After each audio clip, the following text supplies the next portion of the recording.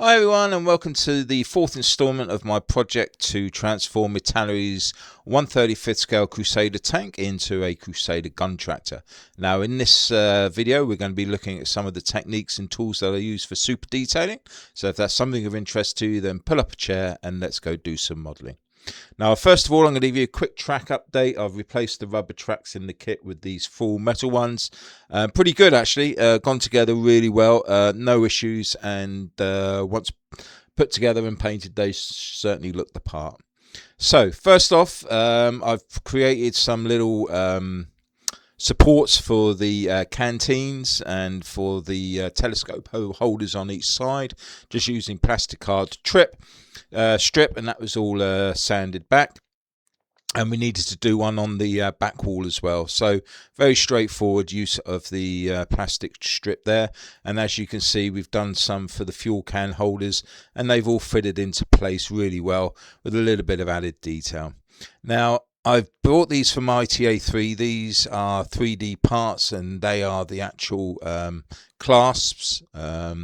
Really nicely finished, very impressed. However, they are fairly fragile, so you have to be pretty careful with them. But they went into place with CA glue, and as you can see, they certainly look the part and add that lovely bit of detail.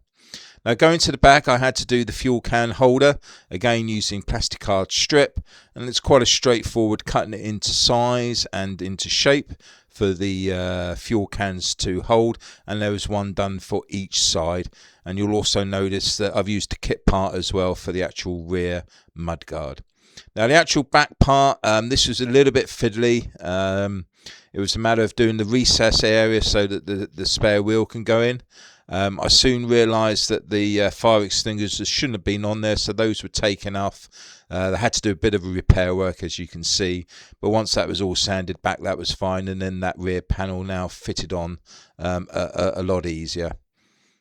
Just had a few marks there which needed to be cleaned out, but that's where the exhaust pipes are going to be going, which we'll look at in further detail later. So as you can see from this picture, the actual fuel can holders have now been done. I've actually glued them all into place. These are resin can holders, and also the plastic strip to add that bit of detail. And then we had a little box on the back again with one of those 3D printed clasps on top. Now, one bit of detailing I had to do was to create a screw thread. Now, what I use is this jewellery tool, and basically what you're able to do is just to feed that through these holes, and that actually gouges out a screw thread. And it's a really nice piece of tooling that you can use, but you have to be very careful, because what you don't want to do is to have the plastic rod snap as you're doing it. So just do a little bit and then stop so that the heat doesn't actually break it. And then once you've got the length that you need, you can quite easily twist that off, finish doing the turning, and once that's done, you'll have then a completed length of screwed plastic rod. I think you can just about see that, but I'll post the photo up so you can see it in a little bit more detail. And that's actually going to be going on the rear exhaust, and I actually fashioned a little clasp and a little holder there as well, and that's really looked the part, and I'm very pleased with how that turned out.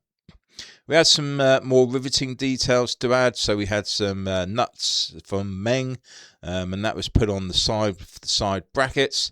We've also got some loose nuts in there as well, and it gives you a chance to see close up that fuel can holder as well as the brackets. Then we had two supporting struts coming down. Again, that was just used with plastic rod with a little bit of taper on there as well, and again some of those Meng nuts. And then around the back we had some little wing nuts as well put on, and it was just a matter of just following the plans, adding on detailing with plastic strip. And it's quite a straightforward process, but it does build up that detail, and then finally you do have a very realistic exhaust stack at the back, and I was very pleased with how that was looking. Now, one of the things I needed was the ammo bin inside of the kit. This one came through from Ringo Resin. Very impressed indeed, nicely detailed. But as you can see here, I've made myself a little medikit, and it just isn't going to fit in there. So we're going to have to do a little bit of cheating here. So what we're going to do is to rip out all that good work that I did, measure up all of the components that are going in, and as you can see, it just about fits in if we don't do any of the holders. So the way we're cheating here is that we're going to stick all of the parts on the back wall there, as you can see, and then what we'll do is that we'll add bases underneath, we'll add strip on the front, so it looks like they're actually in holders, but physically we're not putting anything down the side. So doing it that way, I managed to get everything in. Now I also had to make a rifle holder at the back. Reference shows that they can hold up to 6 or 7 rifles. There's also the Bren gun there, which I use from the spares drawer. And as you can see, that fitted in really nicely, just using a little bit of plastic strip again to make the top holders.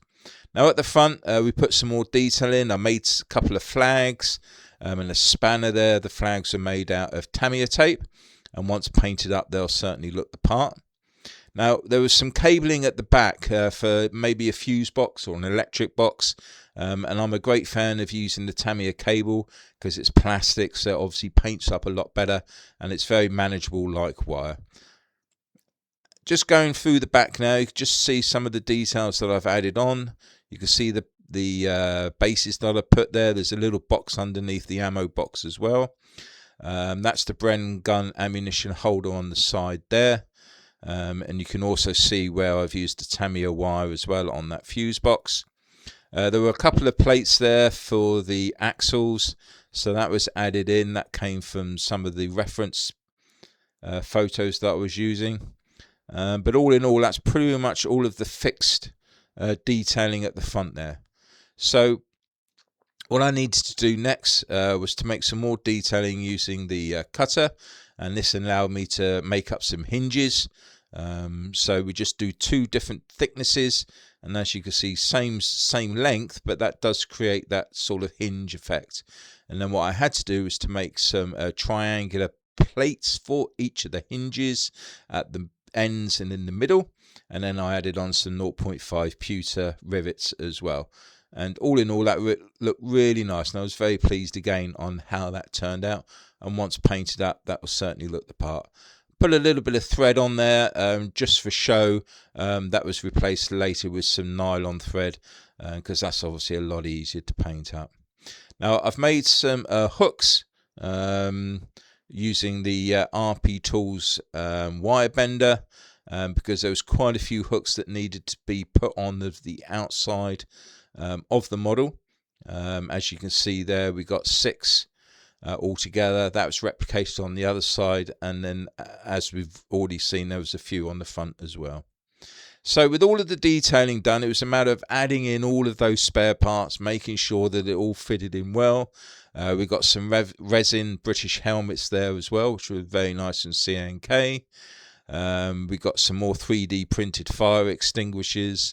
So all in all, as far as the front end goes, I was very pleased with all the detailing, and that will pretty well much be it now, and that will all be ready for painting. So with that done, what it meant was that I was now able to go to the back half of the model and start the work on the exhaust stacks. But I'll just show you some more of these photos before we move on to that part.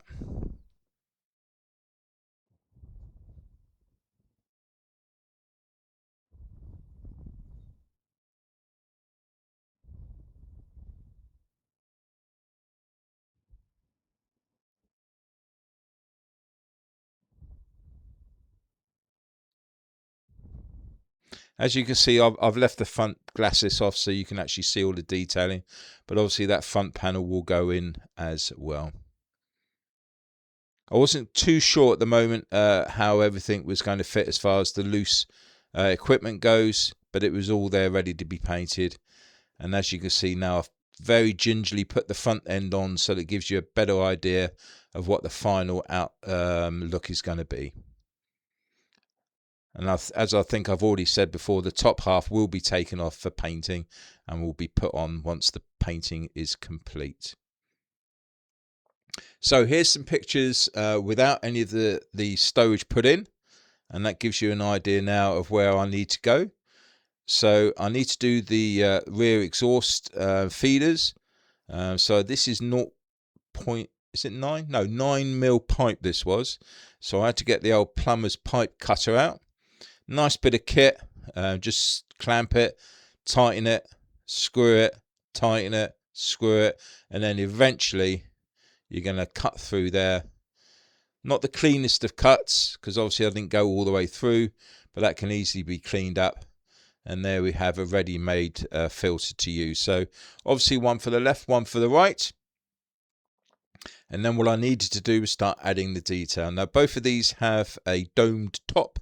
So using my Display disc cutter, making different size discs, stacking them on top of the plastic rod, and then once fully dry, sculpting them with a sander to give that domed effect. It's quite an effective technique for whenever you want to do this type of work. Then we had to bore out the holes for the pipe work to go in. I've already bent a couple, so I just wanted to test that that fitted in okay. If you look at the reference photos, these don't go in straight. They are a bit wonky. So again, that had to be replicated. So I added on some detail, some banding, a base as well. Again, all with plastic hard. So that's the first section. And then that section will be connected to the rear section. And then we'll have to put some Jubilee clips on, which we'll do in a moment. I had to move a couple of the hinges, as you can see on the left. So those were made up again with plastic hard and some rivets. But I was really pleased with how they sat on the model. Now these actual holes had to be covered up because I didn't realise they had a base.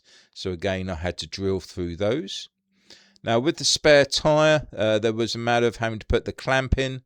That was straightforward again, just using the men nuts. And we just created a nice little base there with some plastic hard and drilled in some holes. But the full effect of that will come when that all gets painted up. And that sat nicely on the back there.